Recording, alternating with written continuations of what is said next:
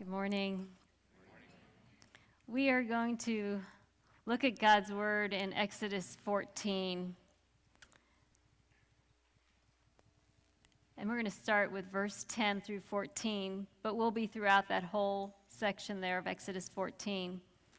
As Pharaoh approached, the Israelites looked up, and there were the Greek Egyptians marching after them. They were terrified and cried out to the Lord. They said to Moses, "Was it because there was no graves in Egypt that you brought us to the desert to die? What have you done to us by bringing us out of Egypt? Didn't we say to you in Egypt, 'Leave us alone, let us serve the Egyptians'? It would have been better for us to serve the Egyptians than to die in the desert." Moses answered the people, "Do not be afraid. Stand firm, and you will see the deliverance the Lord will bring you today. The Egyptians you see today, you will never see again. The Lord will fight for you. You need only be still." Let's pray. Thank you, Father, so much that we can come before you, that your word is ever true and it moves in our hearts and lives. Father, I pray that this will be all of you and none of me, and that you will till my soil of my heart and the soil of those here, Lord, that every nugget that you want us to take and that you want us to grow in, that you will just pour that out to us. Thank you for your word. Thank you for your love and your steadfastness. In Jesus' name, amen. I love, on Thursday morning, we're doing 2 Timothy. And of course, I'm going to read something from 2 Timothy. It says in chapter 3, verse 16, "All scripture is God-breathed and is useful for teaching, rebuking, correcting, and training in righteousness, so that the man of God may be thoroughly equipped for every good work." And that's what we're here for this morning.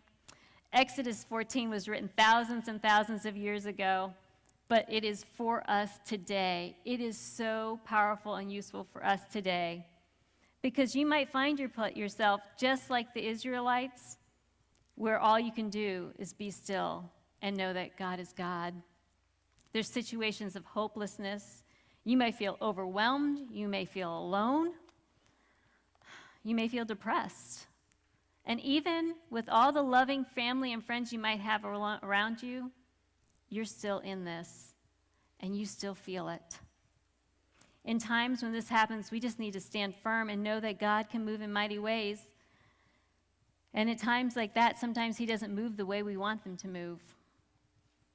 But in the Israelites' case, the background story, many of you know, is they were kept in slavery for 400 years, and they cried out to God, and God sent Moses, and Moses was before the Pharaoh, and these plagues happened, and Pharaoh said, "Okay, you can let them go," and Pharaoh allowed the Egyptians to leave. Didn't allow the Israelites to leave. They packed up, and they left, and now they find themselves in a very hard situation. They find themselves between a sea and a mountain and an Egyptian army coming at them. And I was going to have a slide, but I can use my arms. This is like the Red Sea, and they were like down here. And so the Egyptians were coming this way, and they were down here, and they had nowhere to go. They were blocked in. It seemed like a very hopeless, hopeless situation. And sometimes the situations that we're in, we feel hopeless. We feel like there's no way that anything could change. But there's God. And sometimes we even feel like it keeps coming at us. One thing happens, another thing happens. And those situations cause us to struggle. And the Israelites are going to show us some things within ourselves in Exodus. Because we have things we struggle with all the time. We have children that are rebellious. We have adult children that are struggling and we can't help them. We have sick friends, sick relatives. We have sickness ourselves. Sometimes we have financial hardships. Sometimes we have marriages that end in divorce. We have marriages that are just struggling to survive. There's depression and anxiety all around. There's people in isolation and confusion. There's job losses and many other things. And sometimes it's overwhelming for all of our lives. And we meet people that it's overwhelming to them. But we will see as we walk through this with the Israelites that if we stand firm, our situations might change, but they might not. But God is with us the whole time. So the first thing is that troubles do come. It says in verse 10, when Pharaoh approached, the Israelites looked up, and there were the Egyptians marching after them. They were terrified, and they cried out to the Lord. The Israelites knew them well. They had been slaves for 400 years. They knew exactly what was going to happen. They knew they had an army. They knew how they were going to be treated. And here they are surrounded, and they are coming after them. They knew that they were unarmed, they were defenseless, and that the Egyptians were going to take them back to slavery or destroy them altogether. They couldn't do anything. And there has to be times in our lives, even right now, where you can't do anything but look up. That's the only thing. And there's times when I have so much trouble in my life. There's three things I think of immediately to kind of remind myself, because Paul says all the times, remember, remember, remember. Remember what? Remember Jesus. But I go back to the fact that I have to remind myself that just because I feel a certain way doesn't make it true. Just because I feel the way I feel doesn't make it true. Secondly, remembering all that God has done. Exodus 14. This book is full of so many things that God has done, and it's powerful, and that He's here with me. And then I have to choose to take it as faith in God, that God knows exactly where I am. And that's not always the easy way. That's not always the simple way. But God's got it. Every morning when I wake up, the first thing I say is, God, it's you and me. It's you and me, because we have this day. And that's exactly what it is, even in the midst of trials and hopelessness. The second thing is the Israelites were intimidated. Verse 5 and 6 says, when the king of Egypt was told that the people had fled, Pharaoh and his officials changed their minds about them and said, what have we done? We have let the Israelites go and have lost their services. So he had his chariots made ready and took his army with him. Pharaoh had all the equipment. He had all the army. He had everything at his disposal. He was responsible for their bondage in the past, and they knew that. They knew the enemy well. And the troubles you face right now, you might know really well too. Actually, sometimes we relive those. We refight a past battle of discouragement or whatever it might be. But your trouble can be intimidating, just like the Egyptians was intimidating to the Israelites. Then, your troubles may be real intense. There's the Egyptians marching after them. Verse 7 and 8, he says, he took 600 of the best chariots, along with all the other chariots of Egypt, with officers over all of them. The Lord hardened the heart of Pharaoh, king of Egypt, so that he pursued the Israelites who were marching out boldly. And there it was. Troubles just kept coming. Have you ever felt that way when you think you've seen it all and that you've had enough, and then another thing comes? You may be at that point even today. When we see troubles coming over the hill, there's hope. There's a place to run to. It's Jesus. Chariots might not be significant to us, but chariots were very significant to them. Chariots were the major thing for battle in that day. They could be running so smooth, those chariots, that they could battle right from the back of the chariot and defeat their enemy. And the Egyptians had 600 of them, and they took them all after these people that didn't have anything. It was intense. Then, usually from intimidating intenseness, we go to fear. It says, they were terrified and cried out to the Lord in verse 10. I love this one definition says, they were frightened out of one's wits. They didn't see how they could be delivered. And let's be honest, the odds really didn't look good to them. And that's sometimes how it is in our situations. They don't look good. We don't see that there's a way. And fear makes us irrational. We have an irrational sense when we are in the middle of fear. What they saw with their eyes caused great fear in their heart. And usually, when we're gripped with fear, our circumstances become larger than life, and our faith gets pushed to the back. Some things might go back to normal in our trials and tribulations, but they're still there.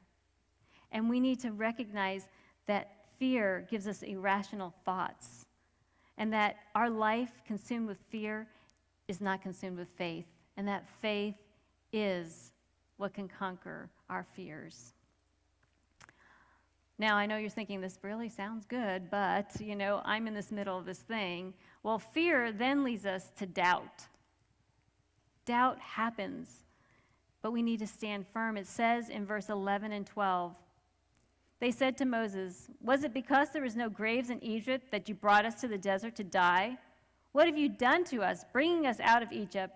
Didn't we say to you in Egypt, 'Leave us alone. Let us serve the Egyptians'? It would have been better for us to serve the Egyptians than to die in the desert." They were discouraged, full of fear, and frustrated. And then they go and complain to Moses. And I really like this basic state of panic, because basically they were saying to him, "We're going to die. You've killed us by bringing us out here, and we've told you this would happen. We told you so." They were questioning Moses. They were questioning his motives. They were better off in bondage, they thought. They thought they'd be better off in bondage. But this situation was going to change their life. And for a lot of you, situations that you've walked through, that you're walking through, change your life. They change your faith. They build your faith. It is impossible to please God without faith, and faith is where you stand firm. Some of you experience the loss of relatives, of spouses, of children. You've been diagnosed with terminal illness. You deal with adult kids that are struggling. These are things that happen. But what about those unanswered prayers? Or better yet, prayers that you've prayed that God didn't answer the way you wanted them to. Sometimes you're in this valley and these things come about, and that you doubt the Lord. But if we're honest, we doubt the Lord, and then sometimes we blame the Lord in the same breath. But we know beyond everything that no physical harm came to the Israelites yet, and God was there. God was in their midst. And that even in those circumstances when we have fear and doubt, we can stand firm. Because the next thing that you see, the trouble was coming. They had the fear, they had the doubt, and then the enemy attacked them. And sometimes we get attacks in our minds, the things that we think of, and it says to take every thought captive. In verse 13 and 14 it says, Moses answered the people, "Do not be afraid. Stand firm. You will see the deliverance of the Lord that will bring you today. The Egyptians you see today, you will never see again. The Lord will fight for you. You need only to be still." I love this. It says, do not be afraid. Stand firm. The Lord's going to deliver you. And the best thing yet, you're never going to see your enemy again. Never again. For us, we might be going through our trials just like Paul. He was scourged in prison more times than not. He went through struggles. And you know what? He went into the presence of the Lord, and he doesn't see his enemies anymore. Some of our things that we deal with today, we might not see our enemy again until we see him face to face. Our King of Kings and Lord of Lords is coming back someday. But for the Israelites that day, they thought it was the end. But David says in the Psalms, says, "I will lift my eyes unto the hill. There my help comes from." As we lift our eyes in the times of our doubts, fears, and intimidations, we know that God is there. Now it's showtime. Verse 18 through 20 says, "The Egyptians will know that I am Lord when I gain glory through the Pharaoh, his chariots, and his horsemen." Then the angel of God, who had been traveling in front of Israel's army, withdrew and went behind them. The pillar of cloud also moved from in front and stood behind them, coming between the armies of Egypt and Israel. Throughout the night, the cloud brought darkness to the one side and light to the other side, so neither went near the other all night long. God positioned himself to protect him. The Israelites, the Egyptians, God stood right in between. God is standing with you. Then Moses stretched out his hand over the seas, verse 21 and 22.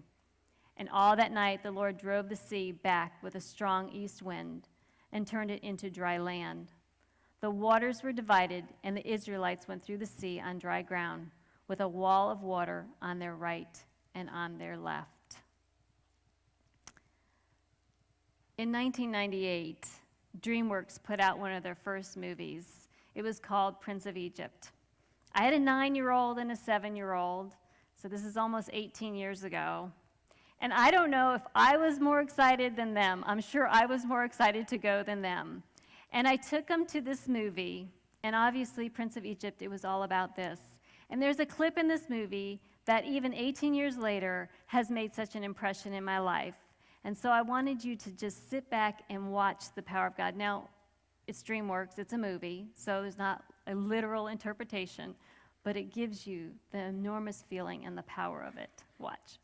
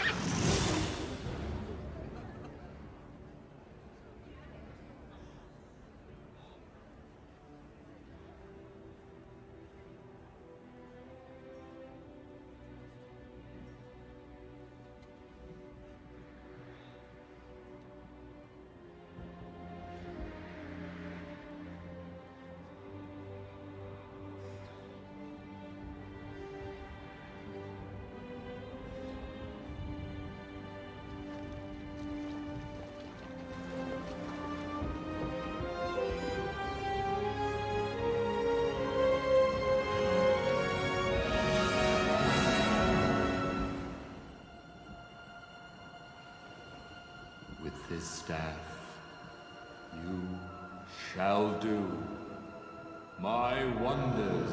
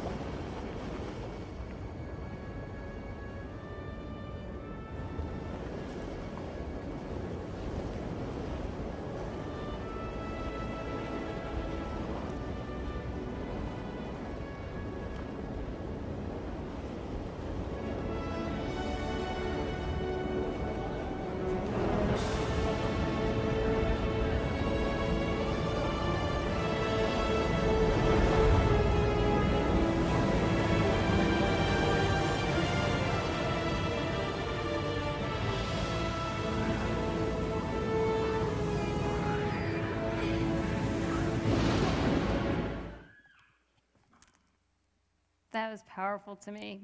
And in the movie theater, it was about as quiet as in here. And when that happened, I was like, yes! I was so excited. And of course, my kids had big eyes, and they've been scarred for life from this point on. But God did it. It was amazing. But, you know, we were like the Israelites. There was no way that they could see that they were going to be rescued. And you know what? We were dead in our trespasses and sin when we were born. And there was no way that we could see how we could have that relationship. And then God sent Jesus, who died on the cross so that we can have forgiveness of sin and have everlasting life. We have a way, and the way is through Jesus Christ. He's the author and perfecter of our faith. And all we have to do is trust him. Standing firm is trust. And I want to illustrate trust for you for a moment. Laura, you happen to be sitting right there. Do you mind coming up for a moment? Do you trust me? Let's hope she trusts me, or else the object won't work very well.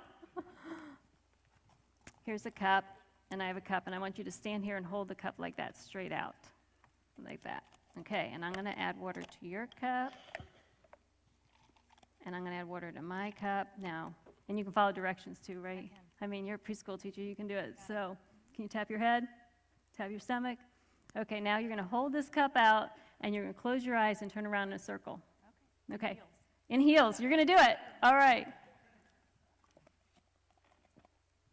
Okay.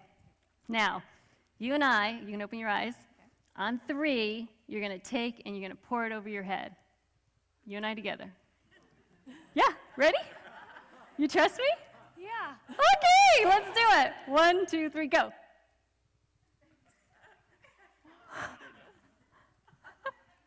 You trusted me, didn't you? Trust All right. Thank you. Thank you. The point in that is that I knew when I told her to pour it over her head that there's not going to be any water in it. And you saw, what did I do when she had her eyes closed? I drank my water when you had your eyes closed. And this is the point, is that God knows right where you're at. He knows exactly what it is. Because for the Israelites, if we read verse 1 and 2, he said, the Lord said to Moses, tell the Israelites to turn back and encamp near Pi-Hahiroth, between Midgal and the sea. They are to encamp by the sea directly opposite of Baal-Zephon. He told the Israelites even where to go. God knew it. And we need to trust him. And that at times, it might look hard and it might be difficult. But he's going to walk you through those valleys. He says when you walk through the valleys, he's going to walk with you. So they faced overwhelming odds. And some of us, depending on the day and the seasons of all of our lives, do that too. God does, and God has a plan. You may be powerless, but he is all-powerful. You may be helpless, but he is a great help in time of need. You may be fearful, but he is fearless. You may be troubled, but he is triumphant. God is worthy to be praised. He's worthy to be trusted. And he's written all of this to remind us of those things. And God took that hopeless situation of my life not being with him and gave me the gift of Jesus so that I can have eternal life. And he does that for all of you. So when the walls are closing in, and when the tide is swiftly rising, and you wonder where he's been, remember, there's not a moment that he's not in your arm's reach. That you can rest assured that you're secure right now, that God is moving at this moment. Stand firm. Let God move. Stand firm, be still, and know that he is God. And when you feel you've reached the end, he's going to make a way. He's always for us. He's not against us. He will make us brave. He is the King of Kings.